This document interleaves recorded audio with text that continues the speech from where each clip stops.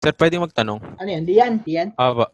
Sige, Lian. Ang ano ko po kasi is, sabihin ko muna po yung business idea. Yung business idea ko po is dropshipping. Parang gusto ko pong magsimula muna dun. Tapos siguro pag nakaipon ako, mag-expand ako to pre-selling. Tapos hanggang ako na yung mag-aano ng produkto. Parang ano po ba yung dapat na tamang mindset pag mag-dropship? Una, sino gusto sumagot dyan? May mga kasosyo ba nag-dropshipping? Baka may gusto sumagot. Wala? Actually, kasosyo, yun yung nung inano mo yung Shopify, pag-aralan ng Shopify, dinala ko yan sa dropshipping. Pero nung nakita ko yung kalakaran sa dropshipping, hindi rin ganun kadali para sa nagsisimula lang. Kasi, unang-una, ang pinaka mo doon is yung payment method mo. Payment mode. Wala kang problema sa shipping dahil lang mag-ship is yung manufacturer o yung kung sino yung nag-aano ng ano. Pero kung paano yung mode of payment mo. Saka kung paano, kung sigurado bang ano. Kasi dito sa atin, sa mode of payment, meron din kaltas yung yung supply, yung manufacturer. Makikita mo doon sa Shopify kung magkano yung percentage na makakaltas sa iyo, di ba? Tapos yung babayaran mo pa sa sa mga taxes kung taxable yung item na i-ship mo. Tapos may iba't ibang zone. So, kung hindi mo mapag-aaralan yon, mahirapan ka sa dropshipping. Ang kauwian nun, ikaw rin sasakit din ang ulo mo. So, kung gusto mong mag-dropshipping, mag-pre-selling ka na lang dito sa atin. Mas maganda yon. Kasi pag napag-aralan mo yung pre-selling dito, madadalihan ka na sa dropshipping. Very good, kasosyong Jack. Thank you, sir. Kasosyong Arden ba yung nagtanong?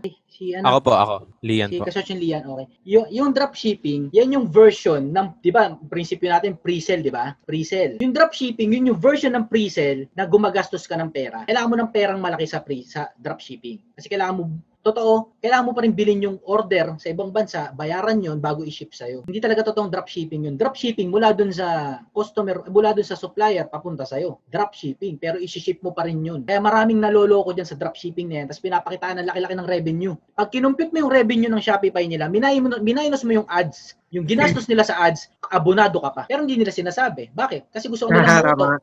Kasi gusto ko nilang mauto na kunin yung online course nila para magbayad ka sa kanila ng mahal. Para doon sila kikita sa'yo. Pero yung dropshipping nila mismo, walang kita. Kung marunong ka mag-ads, alam mo yung cost ng ads. Kung magkano yung gagastusin mo doon para mabenta yung produkto mo. Basta yung dropshipping, yan yung level ng pre-sell na may gagastusin kang pera. Pero pag kinani-chani mo yun, kinumpute-compute mo doon, ewan ko lang. Pero para sa akin, walang natitirang kita. Profit. Walang profit. Pero pwede mo pa rin subukan. Pwede mo pa rin subukan. Nakikita ko po yun sa YouTube. Ang dami nagsasabi na start with zero capital, ganun.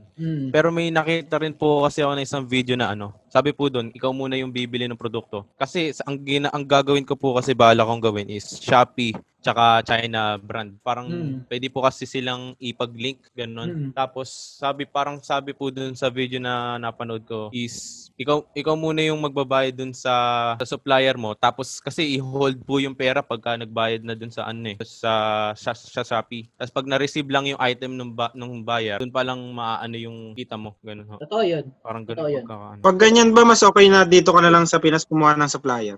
Tama yun. Doon mo nga mapipigure out na ba't pa kukuha ng doon sa ibang bansa. At hindi mo na equate yung araw na i-ship yung produkto mo galing sa China. Pag binilang mo yun, hindi natatanggapin ng customer mo yung order niya. Bakit?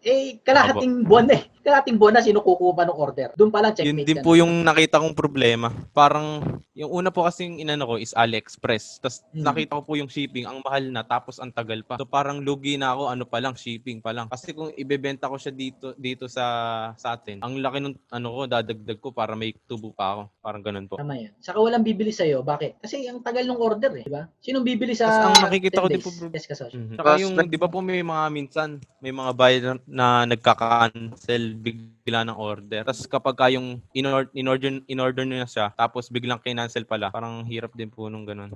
Tama yan. So, pwede po magtanong last na. Ano yung kasosyo? Last. Ano po ba yung, kasi po, kung magpi-pre-sell po ako, konti lang, wala po ako halos capital eh. Ano po bang sa tingin nyo pwedeng simulan? Yung gusto sumagot doon mga kasosyo? Lian, yung ginawa ko, kinukwento nga kanina, sari-sari store dati yung tindahan tindahan ko. Ngayon, hinati ko yung capital ko na kasi nung natanggal ako, nakakuha ako ng separation pay. So, nag-franchise ako ng online ticketing. Tapos yung kalahati, tinanggal ko yung sari-sari store kasi marami na rito eh. Tapos nagkaroon ako ng problema sa expiry. Mga expired products, mga food items. Ang ginawa ko, naghanap ako ng item na in demand na pwede kong hanapin sa marketplace. Yung bultuhan, parang ginawa ko is resell retail type. Kung ano yung gagastusin ko dun sa pagkuha ko ng volume, sigurado akong pwede ko siyang i-resell or i-retail dito sa tindahan. Nagsimula ako sa mga diapers tsaka mga dishwashing liquid, popcorns na gamitin. So, ang inaano ko sa'yo is tingnan mo kung ano yung items within your community, kung ano yung malakas. Tapos, kung dun kakasya yung budget mo, hanap ka sa marketplace or kung saan yung supplier na mababa yung bigay sa'yo na pwede mong patungan ng doble. Tapos, from there, mag-start ka. Mag-expand ka ng items. Which is, yun yung ginagawa ko ngayon. Na-scam lang ako. Hindi naman scam actually. Parang naano ko dun sa face shield. Huli ko nang napanood yung vlog ni Boss Arvin. Pero sabi ko hindi ako na-scam. Hindi ako na-scam. Nakuha ko naman yung items. Nakuha ko naman yung items. Ang ko, na-ship na ko naman yung mga 75% ng items na i-dispose ko. Pero natulog yung pera. So instead na iyan ko yung pera doon sa ibang item sana na malakas, doon natulog. Pero hindi ko pa napabawi yung total cost ko doon. Pero pwede ko pa siyang i-dispose na sa akin yung items.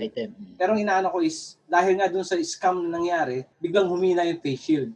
So yun yung Kaya ang pinapayo ko lang, kung wala kang kung wala kang malaking capital yan, isipin mo yung mga items na pwede mong makuha ng bultuhan na mas mura, tapos mai-dispose mo kagad. Ganun lang si Kasosyon Jack. Ito tungkol sa pre-sale natin, lagi anong produktong ibebenta ko, no? Ganun. Dalawa lang naman 'yon. At tatlo 'yan. Una, produkto na kaya mong gawin. Yun yung pre-sale mo. Pangalawa, produkto na kaya mong bilhin. Katulad ng sinasabi ni Kasosyon Jack. At yung pangatlo, produkto na kayang gawin ng kapitbahay mo. Dito maraming hindi gano'ng in-explore to eh. Eto mga kasosyo mula sa bahay mo mula sa bahay nyo, maglakad ka ng 2 kilometro kahit saan. Basta mula sa bahay nyo, maglakad ka ng 2 kilometro. Sigurado ako may makikita kang isang kumpanya na may ginagawang kahit na kung ano-ano. May makikita kang kumpanya na may makikita kang gumagawa ng basket doon. May makikita kang gumagawa ng basahan doon. May makikita kang gumagawa ng sapatos na ang swelas ay gulong ng sasakyan. May makikita kang something. Maglakad ka lang ng 2 kilometro. Sigurado ako may makikita kang isang kumpanya na may ginagawang something na hindi mo nakikita sa internet basta-basta. At kausapin mo yun. Sabi mo, ay, bebenta ko yan online. Bebenta ko yan. Pipicturean ko lang. Pumayag lang kayo. Pati papayag yun. Papayag yun. Sigurado, basta mag-bis ka lang na maayos ayo.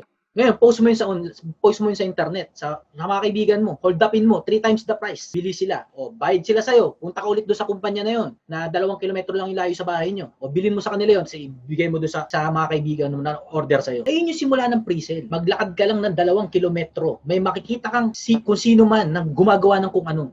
Hindi na lang gumagawa nagtitinda ng kung ano. May makikita kang isang tindahan doon na puro laruan ng mga bata yung tinda. Pero maraming laruan ng mga bata. Possible pre-sale mo na yun. Kausapin mo sila, pwede ko ba yan itinda sa online? Sa inyo ko bibilin? O, di may negosyo ka na. Sa simula, bumibili ka sa kanila. Eventually, ikaw na rin nag-aangkat kung saan nila inaangkat yun. Pero depende na lang sa'yo kung sasalbahiin mo yung mga unang nagtiwala sa'yo. Pero lagi may paraan. 2 kilometro. May makikita kang negosyong pwede mo ibenta online. Thank you po. Thank you po.